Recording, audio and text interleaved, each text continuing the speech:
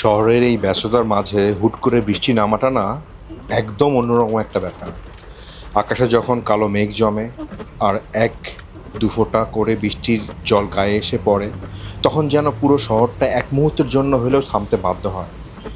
গাড়িগুলো ধীর হয়ে যায়, ছাতাগুলো খুলে যায়, আর আমরা যারা নিজস্ব কোনো এক চিন্তায় ডুবে থাকি তাদের মনের ভিতরটা একটু শান্ত হয়ে যায়।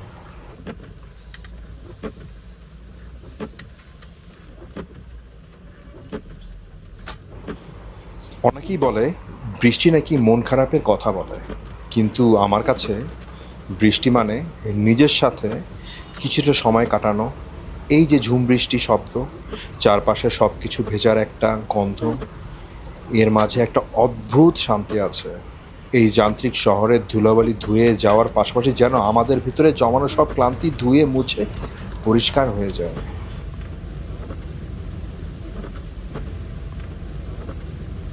আমি যাচ্ছি হচ্ছে গিয়ে আর্জেন্টিনা সুইজারল্যান্ডের ম্যাচ দেখার জন্য। এটা হচ্ছে তেজগাঁয় আড়ং এর আউটলেটে। খেলার সময় হচ্ছে গিয়ে 7টা, এখন বাজে 6:55। প্রচন্ড বৃষ্টি। আই এম নট শিওর যে আসলে ওখানে আসলে খেলা দেখা হবে কিনা, আসলে আদৌ ওরা খেলা দেখাবে কিনা। কারণ আমার যতদূর মনে পড়ে আড়ংয়ের আউটলেটটার হচ্ছে গিয়ে বাইরে, তো উপরে তো পুরো খোলা। So let's check.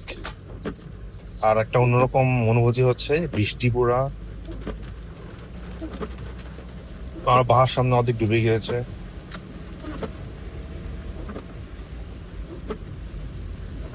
আমি টিকিটে দেখলাম যে হচ্ছে গিয়ে 2 ঘন্টা আগে থেকে হচ্ছে গিয়ে আম, খুলে দেওয়া হবে আর কি, গেট। তো রাত থেকেই তো বৃষ্টি হচ্ছে প্রচন্ড।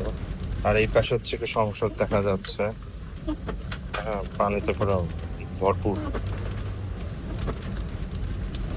সেই যে ছোটবেলায় কাদা জলে ফুটবল খেলা, কিংবা জানালার পাশে বসে এক কাপ ধোয়া ওঠা চা হাতে কোনো প্রিয় মানুষের কথা ভাবা, বৃষ্টি আমাদের জোর করে হলেও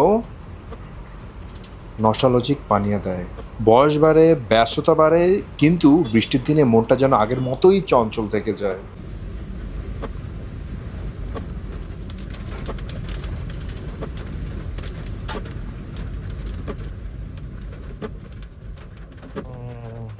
সিগন্যাল তো মানতেই হবে, সিগন্যাল না মানলে আবার সমস্যা। ক্যামেরা আছে, এই ক্যামেরা।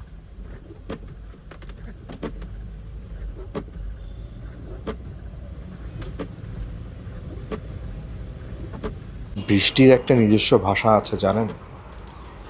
আপনি যদি চুপচাপ বসে শোনেন, দেখবেন প্রতিটা ফোঁটা আপনার ফেলে আসা কোনো না কোনো স্মৃতির কথা মনে করে দিচ্ছে।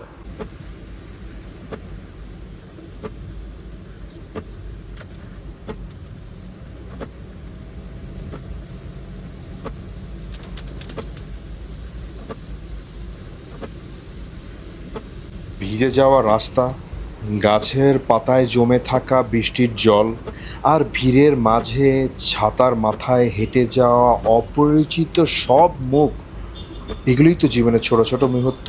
আমার কত ছোটাছুটি করি একটুখানি খুশির খোঁজে, অথচ এই অঝোর বৃষ্টি আমাদের শেখায় মাঝে মাঝে থেমে যেতে হয়, অনুভূতিগুলোকে অনুভব করতে হয়।